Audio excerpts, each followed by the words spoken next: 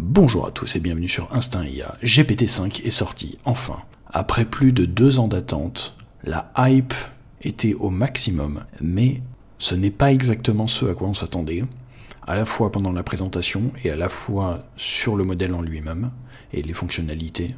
Je vais vous montrer une partie de ce qu'OpenAI a présenté, puis je vais vous montrer des prompts que j'ai fait sur le site, puis ensuite on va voir ce qu'ont fait les autres utilisateurs sur Twitter et les influenceurs. Puis j'irai directement taper dans l'API pour voir si c'est la même chose ou pas. Si la vidéo est trop longue pour vous, regardez dans le chapitrage, vous aurez la section qui vous intéresse. Alors première chose, c'est que le modèle est quand même plus puissant qu'avant, évidemment. C'est bien mieux que tout ce que OpenAI avait sorti avant, notamment donc en ingénierie informatique, donc en développement. Et donc ça aussi c'est du développement, et on peut voir que c'est beaucoup mieux qu'avant. Alors bon, il y a des petits problèmes dans leur graphique, tout le monde s'est foutu de leur gueule parce qu'en fait ils ont fait plein de problèmes, plein d'erreurs. Voilà, c'est beaucoup mieux qu'avant. D'ailleurs là on voit qu'on atteint la limite des benchmarks, c'est que là ils ont obtenu carrément 100% de réussite sur ce benchmark, donc il va falloir passer à autre chose.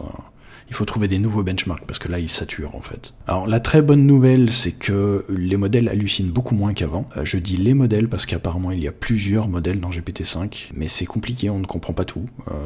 Ils sont pas très clairs. Apparemment, ça n'est pas le même modèle quand il fait un raisonnement que quand il ne fait pas de raisonnement, parce que, apparemment, c'est un modèle hybride, donc il peut raisonner ou il peut ne pas raisonner pour répondre plus rapidement. Mais d'après la documentation, ça n'est pas le même modèle, ça appelle un autre modèle, et en fait il y a un routeur. Quand vous allez poser une question à GPT-5, ça passe par ce routeur, et ce routeur va déclencher tel ou tel modèle derrière. Et c'est un peu compliqué, le routeur est absolument nul à l'heure actuelle. Mais la bonne nouvelle, c'est que le modèle de base a l'air d'halluciner beaucoup moins. Donc apparemment il y a 5 fois moins d'hallucinations en moyenne par rapport à avant, et ça c'est sans compter le fait qu'il peut aller sur internet pour vérifier les sources et dire beaucoup moins d'hallucinations, parce que ici on peut voir que O3 avait 13% d'hallucinations sur le médical, il allait chercher sur internet et en fait ça réduisait fortement ces hallucinations, donc on ressentait pas 13% d'hallucinations en réalité, c'est juste le modèle à nu de base. Donc là ils ont montré la création d'un SVG en temps réel dans une application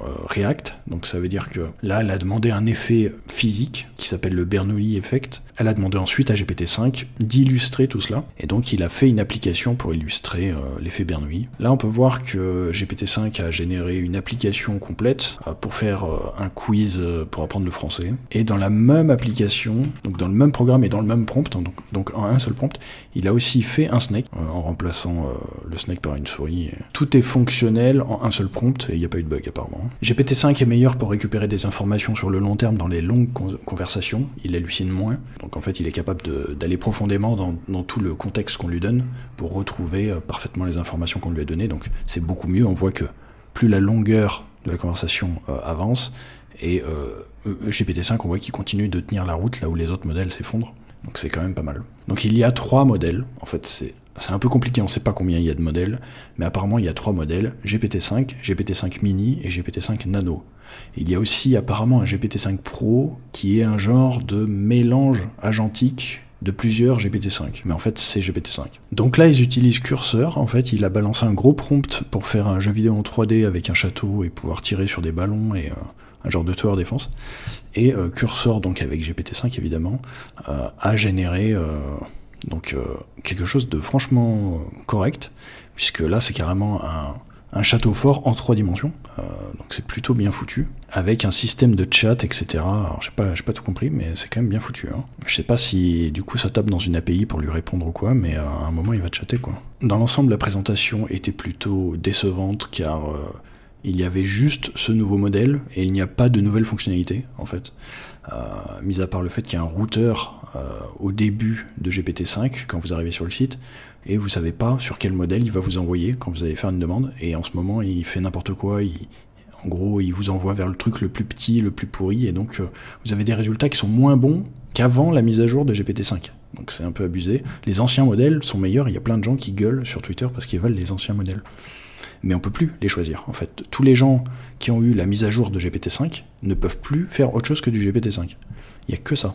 Donc c'est compliqué. Et la présentation est un peu chiante, en fait ils sont pas très bons en marketing.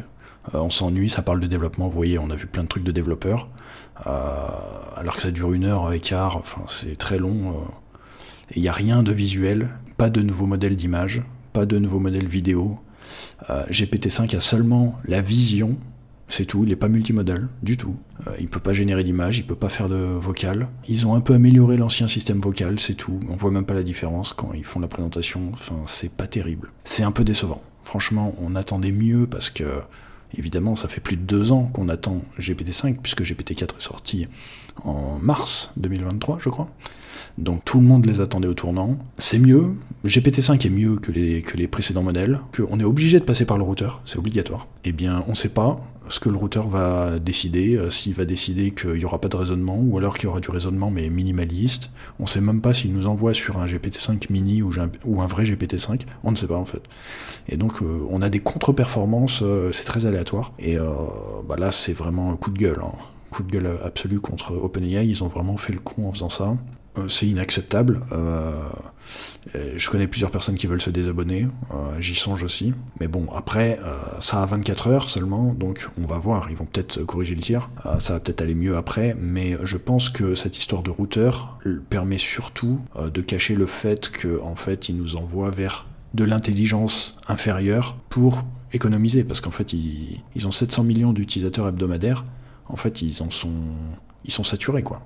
Les serveurs sont saturés, donc ils ont besoin de faire des entourloupes pour envoyer le moins de tokens possible, parce que ça économise, quoi. Et je les soupçonne fortement d'utiliser des prompts systèmes, donc des prompts cachés, tapés par eux, qui disent à l'IA de faire le moins possible, et donc d'être feignant pour économiser des tokens, et pour pas qu'on surcharge leur GPU. Donc je suis mitigé, parce que le modèle est quand même très bien. On va voir là, donc le modèle est quand même très bien, il est bien meilleur, il est quand même meilleur que O3 en développement et normalement dans à peu près tous les domaines. Voilà, il a été capable de faire ce site en un seul prompt. Alors je sais pas s'il avait déjà les images ou s'il les a générées avec le modèle de génération d'images. Je pense qu'elles existaient déjà, les images, on a dû lui donner. Mais le site est propre, hein. Donc c'est une landing page. Mais c'est déjà très bien. Alors ça, c'est très très bien. En fait, ils ont fait un système de beatbox où les sons sont générés par le code. Donc là, on peut faire de la beatbox. Je peux rajouter des sons.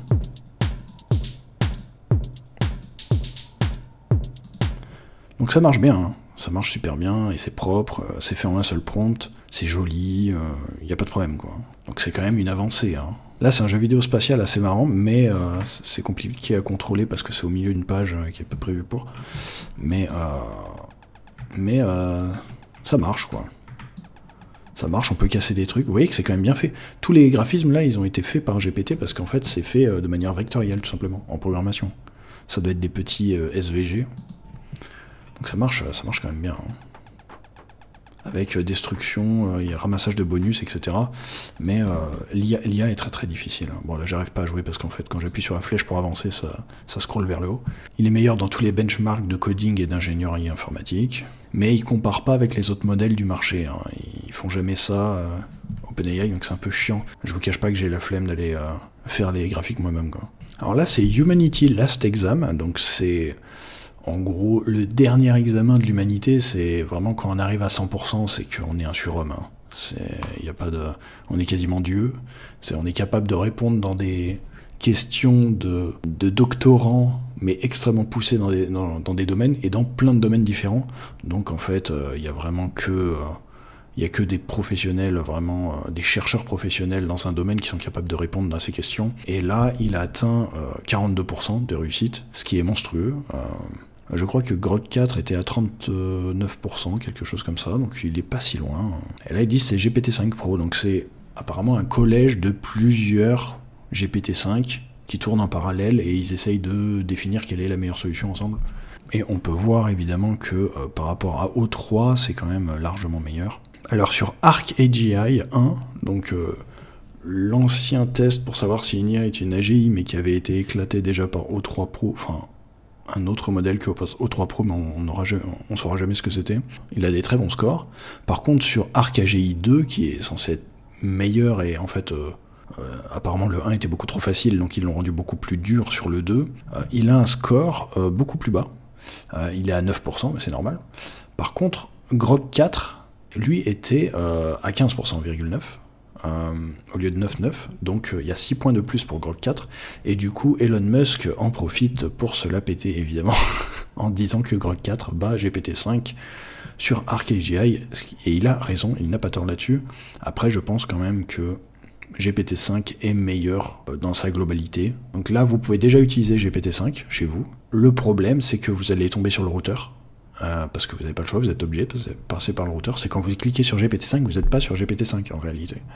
Et il va vous envoyer vers un truc qui s'adapte à votre prompt, mais en fait il le fait très mal.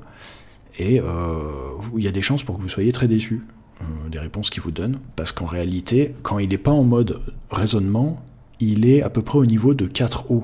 Donc en fait c'est nul, quoi. C'est pareil qu'avant, mais en plus il a l'air plus feignant, quoi.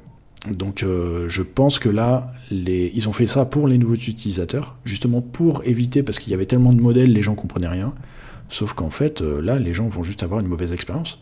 Si l'intelligence n'est pas suffisante pour accomplir la tâche correctement, les gens vont juste dire, bah en fait, l'IA c'est de la merde, GPT-5 c'est de la merde, c'était que de la hype, et ils vont se casser, et ils vont pas revenir avant 2 ans, parce que c'est ce qui est arrivé avec GPT 3.5 en fait. Donc ça fait chier. Pour moi, ils ont foiré. Ils ont complètement raté leur coup de com. C'est un échec. Alors tous les influenceurs sont à fond dessus. Tous les influenceurs vous disent que c'est génial. Il faut savoir que tous les influenceurs là, tous ceux que vous voyez quasiment sur YouTube et tout, moi j'en fais pas partie parce que je suis pas assez gros encore. Mais ils ont tous reçu un accès anticipé à GPT-5 et c'était pas le même GPT-5 que vous utilisez vous. C'est un GPT. Eux ils avaient une version bien supérieure qui travaille bien quoi. Et qui a fait des résultats de fou. Donc c'est pour ça que eux ils sont hypés à fond. Mais c'est pas à tort, c'est quand ils ont testé, ça marchait super bien. Et là maintenant, j'essaye de faire les mêmes prompts qu'eux, j'arrive même pas à obtenir un quart de ce qu'ils ont. Donc j'exagère, mais très clairement c'est pas au même niveau. Donc il y a anguille sous roche. Est-ce que c'est le routeur qui nous envoie vers un modèle inférieur comme GPT-5 mini au lieu du vrai GPT-5? C'est possible, parce qu'ils le disent dans la doc. Dans la documentation, je l'ai lu, ils disent que le routeur peut faire ça. Ou alors, est-ce qu'il y a un prompt système qui dit fais pas plus de 200 mots parce qu'on est surchargé, quoi. Nous, on peut pas tester, on n'a pas les mêmes résultats que ce qu'avaient les gens qui étaient considérés comme professionnels, early access, et ils avaient toute la puissance, quoi. Donc là, ça fait chier. En fait, maintenant, tu utilises GPT-5 ou tu utilises GPT-5, c'est pas la même chose. C'est pas le même GPT-5 à chaque fois que tu l'utilises. C'est aléatoire, donc c'est pas fiable. Et ça, c'est un gros problème. Avant, on utilisait O3, on savait qu'il allait nous répondre. Des fois, il était un petit peu feignant, il réduisait un petit peu, mais c'était quand même la puissance d'O3 derrière. Donc il essayait de synthétiser au max, mais il n'était pas nul, quoi. À aucun moment. Là, il y a des moments, ça fait peur, en fait, ça fait vraiment peur. Alors qu'à d'autres moments, il est très bon. Donc c'est très chiant en fait, c'est plus fiable du tout. Donc là on voit que GPT-5 a eu 100% au AIM 2025, ce qu'on a vu tout à l'heure, et on voit que Grok 4 n'a que 90%, hein, donc il est quand même derrière là-dessus. Enfin il n'y en a pas un qui est meilleur dans tous les domaines, quoi.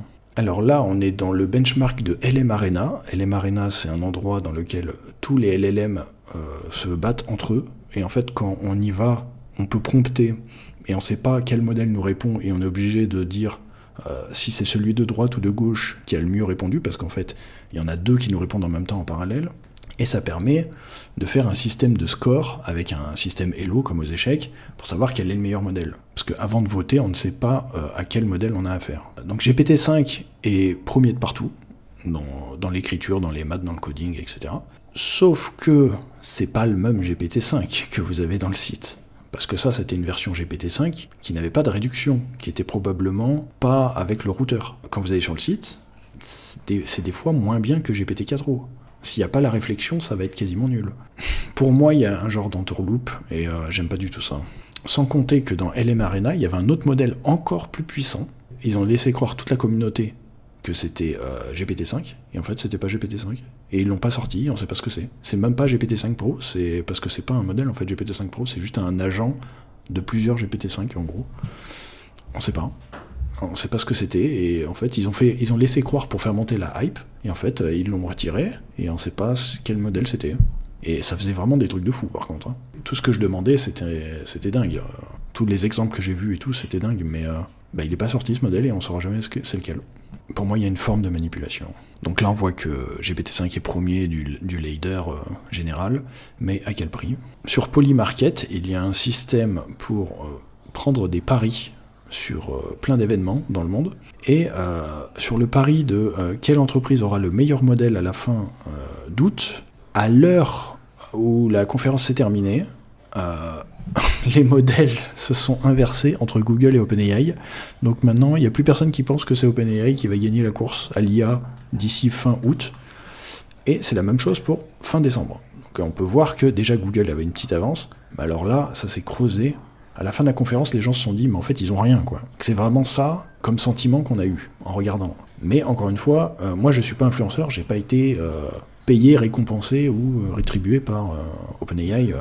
Et surtout, j'ai pas senti la hype, parce que moi, j'ai pas eu le joujou entre les mains à sa pleine puissance.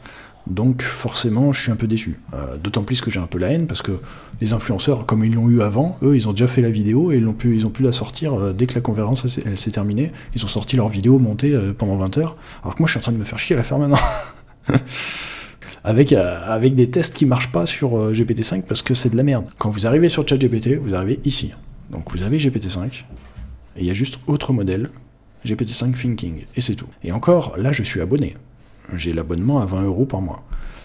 Il y a GPT-5 Pro, si vous êtes abonné à l'abonnement à 200 € par mois. Mais GPT-5 Pro, c'est juste plusieurs GPT-5 en concurrence, qui à la fin, ils font une réunion en regardant le travail général que chaque GPT a fait, et ils déterminent quelle est la meilleure version. Mais c'est pas... c'est bien, hein. C'est très certainement bien puissant. C'est comme Grok 4 Heavy, en fait, ils ont fait pareil chez Grok. Ils ont fait un système où il y en a 4 en compétition, et à la fin ils font un collège général d'experts pour déterminer quelle est la meilleure solution. Mais comme vous voyez, on n'a plus le choix. C'est GPT-5, il n'y a plus d'autres modèles. C'est terminé. Là, en fait, c'est le routeur de ChatGPT. Ça n'est plus GPT-5, ça n'est plus directement un modèle auquel vous vous adressez. Vous vous adressez à un routeur qui va vous envoyer vers un modèle. Pour vous, ça sera transparent, mais en réalité, il y a une grosse dégradation de la qualité et de la performance, je trouve. Et moi, évidemment, j'ai tout fait en thinking pour avoir la meilleure version, mais même là, il y a un genre de routeur qui va lui dire combien de temps il a le droit de réfléchir. En fait, s'il réfléchit peu, 10 secondes, ou 20 secondes, ou 30 secondes, ou 1 minute. Et donc, c'est bien d'insister dans le prompt pour lui dire réfléchis longtemps, ou ce genre de truc, pour qu'il se déclenche avec un long thinking, en fait, un long raisonnement. Sinon, la qualité, elle en pâtit énormément. Sans le thinking, le modèle est quasiment débile, hein. C'est horrible. Donc j'ai commencé par essayer de lui demander de me dessiner une tête de loup en SVG. J'ai pas réussi à obtenir quelque chose de potable. C'est absolument ignoble. Et pourtant, je suis sur GPT-5 Thinking. Mais bon, on voit qu'il a réfléchi que 9 secondes et c'est moche. J'ai réessayé. Bon, ça ressemble à rien. J'ai réessayé, c'est moche. Enfin, en fait, c'est à chaque fois vraiment pourri, quoi. Là, il a même pas compris la question. Il a commencé à générer un loup avec GPT Images, avec la génération d'images multimodales. Et après, il m'a dit, je vais le convertir en SVG. Donc voilà, ça c'est un loup en SVG. Voilà, c'est GPT-5. Il m'a chié ce truc. Donc après, je l'ai prompté en anglais et en forçant à fond sur le thinking. Et là, il m'a fait ça. Donc c'est mieux, c'est plus joli, hein. Très clairement, on voit qu'il a fait des efforts sur la Lune, tout. Enfin voilà, sauf que je crois qu'il a un petit problème de modèle du monde des loups. En fait, il n'arrive pas à faire des loups, j'ai l'impression. Je sais pas ce qu'il m'a fait. Mais... Donc après, je lui ai fait mon fameux test du JSON. Là, il l'a parfaitement réussi. Le JSON, il est OK. Il est très bien, tout est bien rangé dans des valeurs. Il a bien déclenché il a bien rangé tous les effets qui se déclenchent, etc. Avec les types de déclenchement, les pourcentages de chance, tout ça. C'est bien fait. Là-dessus, il n'y a aucun problème. C'est dans les meilleurs IA pour faire ça. Là, je lui ai demandé... les cadres météo que je fais d'habitude, c'est horrible en fait. Les nuages ils ressemblent un peu à rien. Là il pleut au-dessus des nuages, on comprend pas tout. La neige elle est ok, la neige a l'air bien. Le soleil, bon, j'ai pas besoin de vous dire qu'il a pas qu'un seul rayon, hein. C'est bof parce que j'ai une version qui est réduite de GPT-5. Parce qu'en réalité je ne sais pas ce qui a généré le truc. Je ne sais pas quel est le modèle qui a généré ça. Si ça se trouve c'est GPT-5 mini, on sait pas. Ça se trouve c'est le nano. Je lui ai demandé le système solaire. Donc le système solaire est plutôt bien fait. Alors il y a un problème, c'est que le soleil est plus gros et il bouffe les planètes, donc c'est un peu chiant. Mais c'est quand même bien fait. C'est-à-dire qu'il y a un système de... on peut voir qu'il y a une traînée derrière les planètes, et donc c'est assez joli, c'est assez agréable. On peut cliquer dessus et avoir des informations, les informations sont pertinentes, c'est ok quoi. Il y a de la pédagogie, c'est pas excessivement beau, mais c'est sobre, pour moi il passe le test. Je lui ai demandé de faire un idle game spatial, comme d'habitude, et là c'est plutôt bien fait, il a même eu des idées assez intéressantes, comme, bon alors là évidemment il y a la construction, après il y a des missions, alors je pouvais envoyer des missions au début, mais je pense qu'il y a un bug, la deuxième mission elle veut plus partir, mais c'est pas bien gênant, en fait je voyais que ça marchait la première fois. Il y a des recherches, donc c'est bien fait, mais ça les autres IA arrivent aussi à le faire. Et là, il a eu l'idée de me faire un système pour automatiser. En gros, je peux choisir de construire automatiquement un bâtiment en fonction du montant d'une ressource dont je dispose. On peut faire plusieurs règles et automatiser la création de choses. Donc c'est bien fait. Bah là d'ailleurs, ça a automatisé quelque chose, je crois. Ouais, ça m'en a créé 23. Ça a automatisé les extracteurs. Il a fait un système de prestige. Ah, je pouvais pas cliquer... tout à l'heure, maintenant je peux. Ah bah j'ai prestige là, alors je sais pas ce que j'ai gagné. Ah j'ai gagné 1 comme ça, je sais pas ce que je peux en faire. Vous voyez, il y a un système de log, etc. Donc vous voyez, vous avez une vue d'ensemble en fait. Il y a un système de test. Putain, c'est quand même bien fait. Honnêtement, c'est pas mal. Il y a même un système d'import et d'export. Ça veut dire que je peux sauvegarder en fait ma partie et après la recharger. Si je rafraîchis la page, je perds tout. Avec l'export, je peux enregistrer la partie sur mon disque dur et la reprendre plus tard. C'est quand même pas mal, hein. Je lui ai fait le même prompt que d'habitude, c'est-à-dire planifie la création d'un idle game et puis après fais-le. Bon là je vois que c'est un peu buggé l'affichage. Alors là j'ai essayé GPT-5 tout court, pas le thinking, et je lui ai posé une question, donc une question habituelle, juste celle que j'avais déjà faite sur plusieurs IA, pour calculer le salaire en fonction d'un chiffre d'affaires. En fait il m'a même pas répondu, il me répond par des questions et en fait il sait pas trop quoi faire. Donc je lui dis, bah le scénario standard, vas-y, enfin fais-le quoi.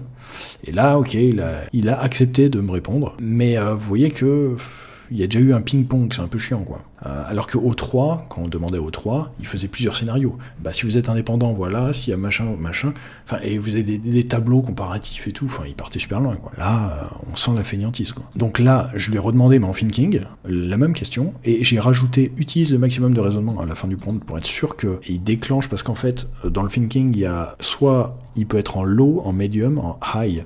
Ça change totalement la puissance qu'il va allouer à la réponse, et donc il va répondre bien mieux en high. Là, on voit qu'il a réfléchi 1 minute 15, et c'est beaucoup mieux. Il est allé sur plein de sites, il y a 27 sources, je crois, enfin, il a fait des recherches et tout, enfin, on voit qu'il a répondu en une seule fois, j'ai pas eu besoin de lui répondre pour qu'il continue, donc là, il est vraiment allé dans le détail, etc., il a fait des tableaux, donc il a fait beaucoup mieux. On voit que le thinking change tout, donc. Et ils disent dans la doc que c'est vraiment un autre modèle, quand il est en mode thinking, donc je sais pas. Je sais pas exactement sur quoi on tape, parce que dans l'API, il n'y a qu'un modèle. C'est GPT-5, il y a un autre modèle qui est GPT-5 mini, et un autre qui est GPT-5 nano, mais il n'y a pas de déclinaison avec le thinking, donc on sait pas en fait ce qu'ils ont fait derrière. Peut-être que l'API c'est aussi un routeur, je sais pas. Je suis revenu sur GPT-5, pas en thinking, mais je lui ai demandé de thinker au maximum, parce que c'est censé être le routeur qui nous balance dans le thinking aussi, et on peut voir qu'il a réfléchi que 15 secondes. Et il est même pas allé sur internet, il n'y a aucune source, il n'y a rien, et du coup bah, il m'a fait à moitié un texte à trous, il me pose des questions, mais en même temps il a répondu un peu à l'arrache, enfin, vous voyez que c'est beaucoup moins bien, alors que c'est censé être la même chose, c'est le même prompt, et il est aussi en mode thinking, vous voyez que là il a quand même réfléchi, mais du coup c'est pas le même modèle, c'est quasiment sûr. Enfin, je sais pas en fait, je sais pas ce qu'il fait. On comprend pas. C'est devenu opaque, c'est juste une possibilité en plus de nous faire entuber en fait. Alors là, comme dernier test, je lui ai demandé mon test habituel de générosité, donc je lui ai demandé de bourrer le maximum de lignes de code, etc., d'inventer l'application la plus grosse, etc. Alors il a réfléchi, bon, 35 secondes seulement, et il m'a répondu simplement ça, donc il m'a répondu un design, on va dire, une conceptualisation, un genre de cahier des charges, ou un cahier de spécificité, et il m'a dit, bah si tu veux, on lance tout quoi. Ça va faire 5000 lignes de code. Bon, on peut te livrer un zip téléchargeable. Alors je lui ai dit, bah vas-y, fais-le, fais tout. Et là, il a vraiment été généreux. Pour le coup, je m'attendais pas à ce qu'il soit aussi généreux, parce que il avait l'air feignant quand même sur mes autres prompts. Et là, vous pouvez voir la scroll bar, je sais pas si vous la voyez, elle est minuscule. Mais il a fait un nombre de lignes monstrueux, c'est monstrueux. Hein. Je suis même pas à la moitié là. ça ne s'arrête pas. En un seul prompt, hein, là, enfin en deux, parce que du coup il m'a fait la proposition, puis après je lui ai dit vas-y, donc 2 prompts. Et après il a créé du Python, parce qu'en fait il a créé tous les fichiers en Python sur sa machine, donc il a quand même dû pondre le code par l'intermédiaire du LLM pour les écrire dans les fichiers. Et après il a essayé de me pondre un zip, mais alors bon ça n'a pas vraiment marché, mais en même temps on est le premier jour, hein, donc qu'il y ait des outils qui ne marchent pas, ça c'est pas un problème. Il me dit qu'il y a plus de 2300 lignes de code, je le crois parce qu'il y a vraiment, franchement le résultat il a l'air quand même monstrueux. Ça ramait en fait, l'interface elle ramait tellement il y avait des lignes de code et tout, il y a tout qui buguait en fait, quand il était en train de pondre le code. Donc là, on va dire qu'il réussit le test. Alors je vais pas tester, hein, je vais pas essayer d'exécuter, de toute façon le lien pour télécharger le truc il marche pas, mais c'est juste parce que l'outil est pas en place, et vous voyez il y a eu des erreurs en rouge un peu partout, mais le modèle en lui-même il a été généreux, donc c'est ça le plus important. Les outils ils seront réparés, c'est juste du code. C'est le LLM le cœur de l'intelligence, c'est pas les outils. Donc il y a des gens sur internet qui se sont amusés, et là il y a quelqu'un qui a fait un clone de Minecraft en un seul prompt, donc ça a l'air quand même pas mal. Vous voyez, il peut se déplacer, il y a la gravité, il a bien les collisions avec tous les blocs, il peut retirer des blocs, il peut en poser, il peut sauter, donc ça a l'air de bien marcher. Voilà, un seul prompt, c'est quand même pas mal. Lui, c'est un ingénieur qui avait un accès anticipé à GPT-5, donc il a pu faire plein de tests, et il a fait une vidéo pour montrer un peu toutes ces trouvailles et toutes ces créations grâce à GPT-5, et donc il a fait un système, vous voyez, qui a quasiment un logiciel en fait où vous pouvez uploader une image, et ça fait que ça crée des fenêtres, et vous pouvez bouger les images, etc., scroller dedans, enfin, on peut faire quand même pas mal de trucs. Il dit que c'est one shot, hein, donc c'est un seul prompt. En IA, one shot ça veut dire autre chose, mais c'est pas grave. Vous voyez que c'est très joli, ça fait des visuels quand même très propres, donc là il a mis ses propres photos, mais donc c'est pas des photos générées par GPT-5, mais l'application est générée par GPT-5. Donc là il a fait un système où on peut faire du devering sur des images, donc c'est le fait de faire un genre de dégradé avec des pixels, un peu du pixel art en fait, des dégradés en pixel art. Et ça marche super bien, hein. Et donc là, tout ça c'est fait avec GPT-5, on voit qu'il y a l'interface de GPT-5. Il a fait un jeu vidéo, apparemment, avec des modes de difficulté, etc. Et il y a des sons, et les sons sont générés aussi directement par le LLM, en code. Voilà, encore une application pour voir des photos, etc. Un genre d'iPod, je sais pas ce que c'est ce truc. Il y a une application qui s'appelle Rorke, qui permet de faire des applications mobiles, de manière agentique avec l'IA, et ils disent que avec GPT-5, ils ont gagné 190% sur leur benchmark, donc c'est quand même pas mal.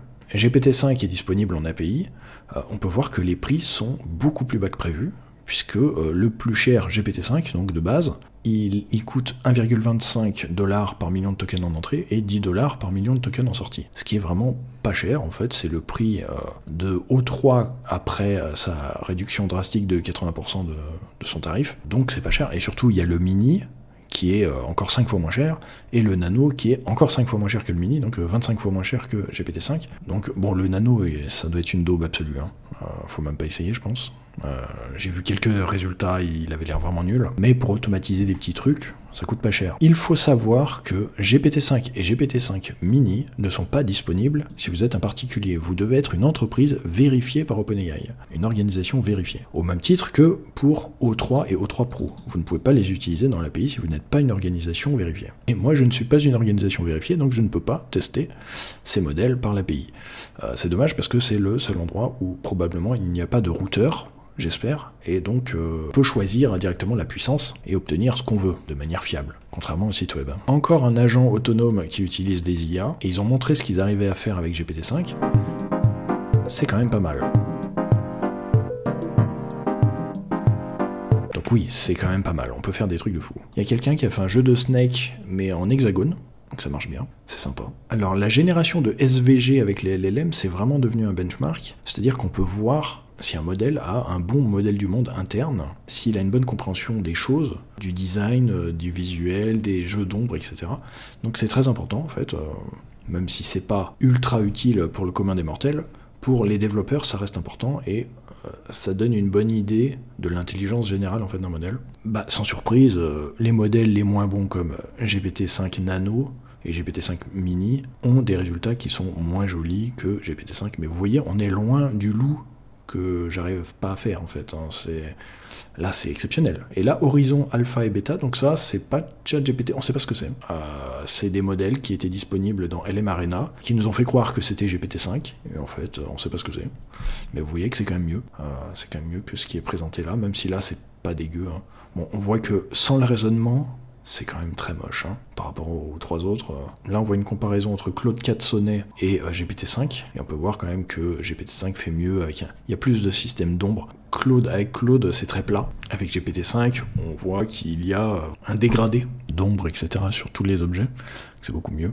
Et ça, c'est ce que moi, j'ai réussi à faire. Donc voilà, j'aimerais comprendre, en fait. Bon, là, il y a des bugs de network, mais il avait quand même fini de générer. Ça, donc c'est devenu quasiment un benchmark. On peut voir que GPT 3.5, ça donnait ça, donc c'était vraiment absolument pourri. GPT 4, ça commençait à avoir une forme, on pouvait presque reconnaître ce qu'il faisait. 4.5, là, on commence à reconnaître vraiment ce qu'il fait. Et GPT 5, donc on a l'impression que c'est génial, mais en fait, c'est pas GPT 5. C'est une arnaque. On croyait que c'était GPT 5, mais probablement pas GPT 5. Probablement que GPT 5 n'est pas capable de faire ça. Donc on s'est fait un petit peu arnaquer par ce qu'on voyait dans LM Arena et dans d'autres genres de teasing. C'est un peu fait avoir par la hype, les scientifiques, et ce faux modèle qui n'est pas GPT-5, on ne sait pas ce que c'est, en fait, le modèle qui a fait ça. Mais c'est probablement OpenAI, hein, parce qu'il n'y a pas de raison qu'il y ait un concurrent qui ait fait croire que c'était GPT-5.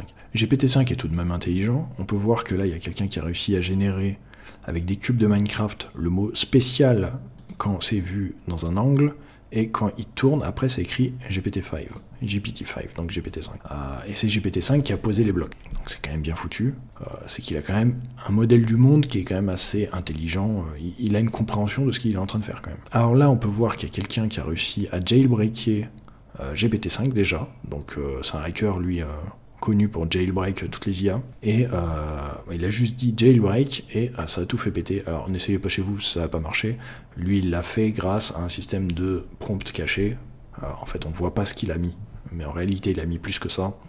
Et ça, c'est juste le déclencheur, en fait, dans la conversation, mais il a bourré la mémoire, il explique qu'il a mis quelque chose dans la mémoire et qu'il a dû rentrer des informations en grande quantité pour lui bourrer le mou et le faire sauter dès qu'il dit le mot jailbreak. Fait intéressant, GPT-5 est disponible sur OpenRouter. OpenRouter, c'est une API qui regroupe plein d'API d'autres providers, donc il y a du Claude, il y a du OpenAI, il y a du DeepSeek, il y a plein de trucs comme ça. Et on peut utiliser GPT-5, mais on est bloqué par les mêmes conditions, parce que c'est OpenAI qui autorise, et donc il faut quand même être une organisation vérifiée chez OpenAI pour pouvoir utiliser GPT-5 sur cette API.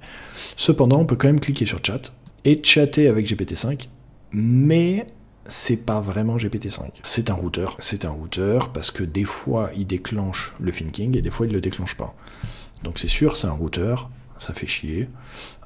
Donc en fait, c'est juste qu'il y a moins de réduction des réponses comparé à quand on passe par le site, probablement. Mais j'ai quand même bien galéré pour obtenir ce que je voulais. Vous voyez que j'ai fait quelques tests. J'ai fait les demandes avec le JSON. Bon, alors le problème c'est que là, l'interface d'OpenRouter interprète mal le code, donc ça c'est un peu moche.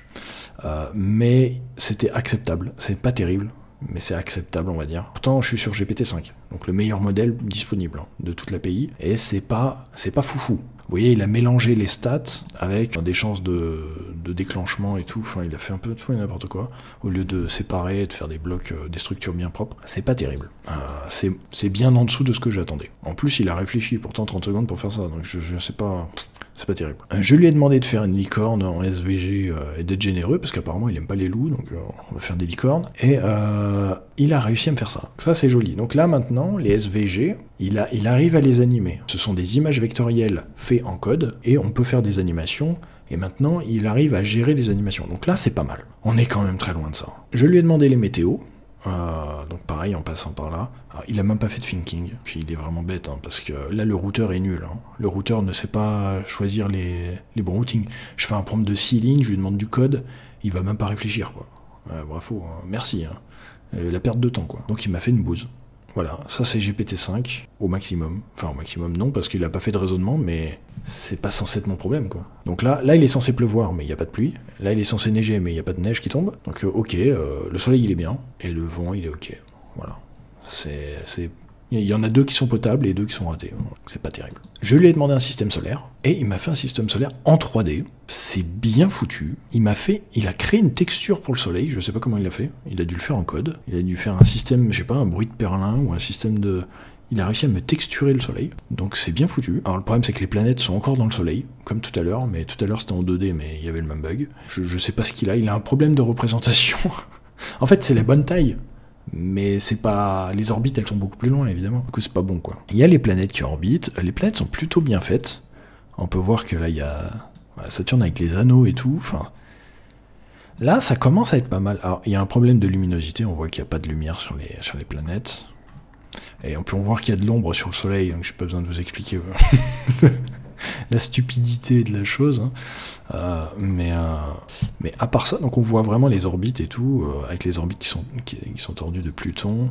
Il m'a mis Pluton alors que c'est plus censé être une planète, hein, mais bon, on va dire que ça fait partie du système solaire. Franchement, c'est cool. Quand on zoome, donc on voit les autres planètes. Enfin bref, le problème c'est qu'il y a un problème de luminosité, mais on peut accélérer et voir les choses tourner. Donc ça, c'est bien fait quand même. Les axes inclinés, d'accord, on peut voir. C'est bien fait, honnêtement c'est ok. Ça demande des corrections, c'est pas parfait, hein, mais c'est quand même satisfaisant, c'est agréable à regarder. Il y a aussi des informations, on peut cliquer, hein, je crois, sur la planète, mais il faut réussir à cliquer dessus, voilà. Et donc il y a des informations aussi. Bon là c'est pas très ludique. Oh, on a un bouton pour suivre aussi la planète qui est sélectionnée. Ah c'est pas mal, hein. C'est quand même pas mal. C'est-à-dire en un seul prompt, c'est quand même pas dégueu. Donc en conclusion, je suis plutôt mitigé. Je vois qu'il y a énormément de hype chez les influenceurs, qui ont fait monter une hype alors que OpenAI mérite de se prendre un taquet. Là, sur le coup, ils ont vraiment foiré la com, et ils se foutent de la gueule du monde. C'est effrayant. Je pense qu'ils voulaient peut-être bien faire, mais en fait, ils trichent trop avec les prompts cachés, etc. Les réductions de performance des modèles, ils font ça un peu trop souvent. Ça devient lourd. Et là, il y a une confusion exprès. Déjà, ils avaient fait un faux benchmark sur O3 Pro. Et après, ils ont sorti O3 Pro, mais ils ont dit « Ah mais non, en fait, c'est pas le même. » Ah oui, il était moins bien, comme par hasard. Déjà, ça, c'était borderline. Là, ils font quasiment la même chose, parce qu'ils ont fait croire qu'il y avait un modèle plus puissant, et en fait, il y était pas. Je suis à peu près sûr que tous les gens qui ont testé GPT-5 avant la sortie, qui avaient un Early Access, je suis à peu près sûr qu'ils avaient en fait GPT-5 Pro, donc une version agentique, plus intelligente, etc., avec des meilleures stats. Donc en fait, on n'a pas les vrais stats. T'es censé avoir le même outil et t'as pas le même outil. T'as pas les mêmes performances que les autres. Avec le même prompt et le même outil, bah, c'est que c'est pas le même outil en fait. Il y a une manipulation. Donc ce routeur-là et tout ce système où il n'y a plus que... Bah, en fait, il n'y a plus que GPT-5. Tout ça, c'est fait pour simplifier les choses pour les débutants, parce qu'en fait quand on arrive, on se connecte, il y a 10 000 modèles, on comprend rien. Les gens comprennent même pas qu'ils peuvent changer de modèle, enfin les gens pigent rien. Hein. C'est plus facile pour eux, ça risque d'être encore pire s'ils se rendent compte que c'est encore plus nul qu'avant, quoi. Parce que là, l'utilisation de base, on a des résultats qui sont moins bons qu'avant. Il faut vraiment pousser le truc dans les retranchements, il faut que j'aille dans l'API pour obtenir un truc qui tient, quoi, qui tient la route. C'est abusé. Le modèle est largement meilleur qu'avant. Ça se sent. En mode thinking, ça a l'air mieux que O3. En programmation, surtout, on voit vraiment la différence. Moi, comme je suis développeur, j'ai du mal à tester autre chose que la programmation, parce qu'en même temps, ChatGPT est déjà meilleur que moi en tout ce qui est verbal, littérature et tout. Donc, je ne saurais même pas l'évaluer, donc j'ai du mal à tester ça. Donc, le seul endroit où je peux vraiment voir une amélioration, c'est sur les tests que je fais moi, en fait.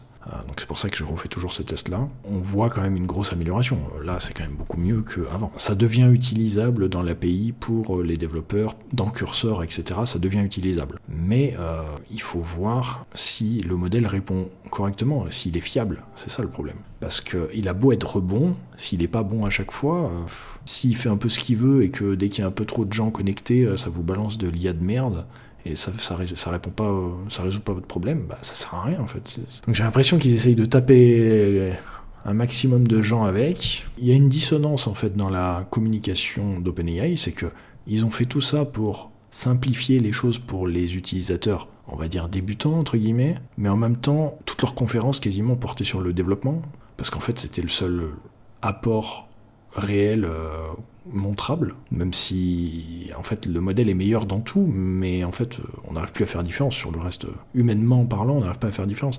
Apparemment maintenant il est doctorant dans tous les domaines. Ça je le remets pas en question. Et il est bien meilleur dans le médical, etc. Donc ça c'est cool.